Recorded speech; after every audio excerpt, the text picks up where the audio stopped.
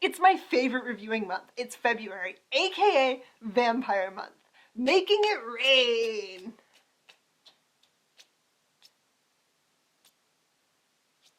Oh boy. And we're starting off with a little itty bitty vampire cameo. Swear to God, guys, there is a vampire somewhere in this book. Somewhere. Mainly we're starting off with an itty bitty cameo because we didn't actually read this book before we chose it for Vampire Month. So with that in mind, here's our review of Midwinterblood by Marcus Sedgwick.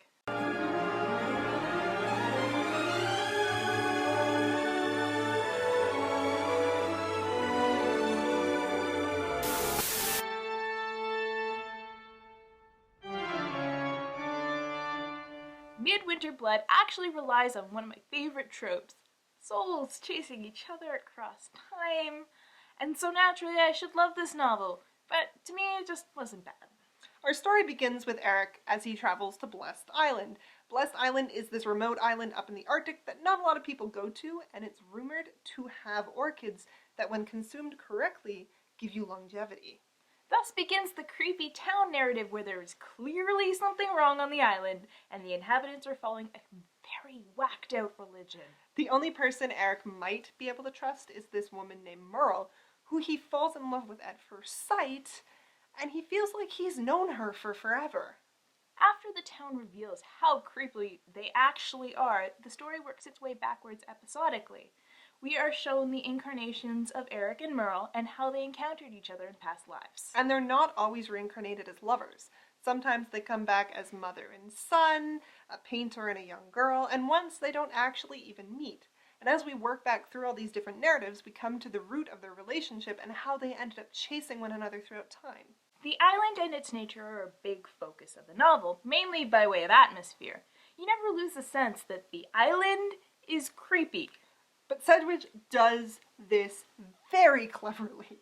Blessed Island is so far in the Arctic Circle that oftentimes all the creepy events happen during the day. And do you know how difficult that is to do? I mean, it's been done before. Take a look at Edward Scissorhands. It's possible, but it has to be just as hard, if harder, to do it literally instead of visually. And there's nothing like a creepy cult running around to make your hackles rise. The Islanders of Midwinterblood aren't that different from the Crazy Townies and Children of the Corn or any of the other dozen horror movies. But what is unique about this story is that the theme travels back in time.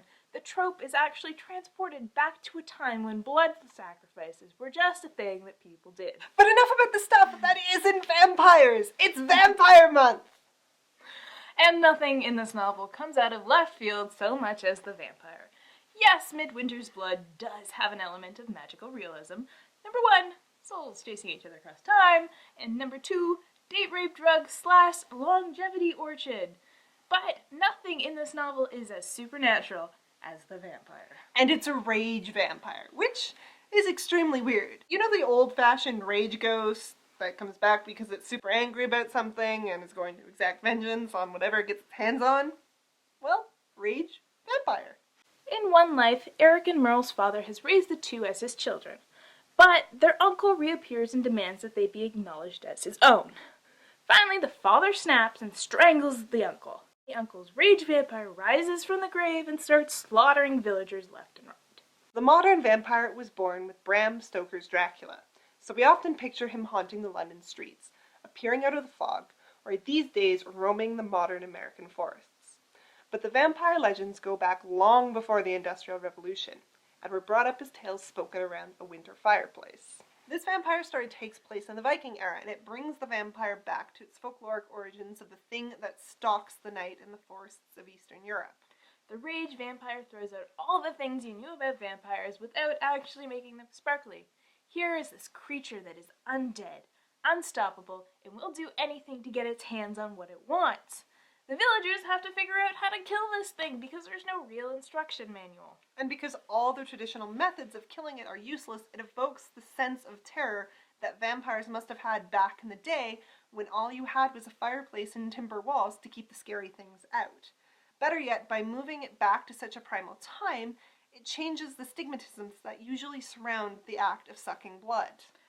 Usually vampire bites represent repressed sexuality. Okay, you know what? Almost always represents repressed sexuality. But that's not the case here. Here you have vampire bites representing vengeance, and it's a change I'd like to see more of. And it makes it kind of scary because it needs the correct sacrifice in order to make it stop, and that sacrifice is the blood of family. The more I talk about Midwinterblood, the more I start to appreciate it. Yes, it's not in your face, but if you start analyzing it, there's a lot to unpack. It'd make a great essay if you had something to pair with it.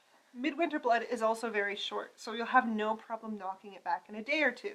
It may not be the most action-packed novel or the most romantic, but if you have some time, you should definitely give it a read.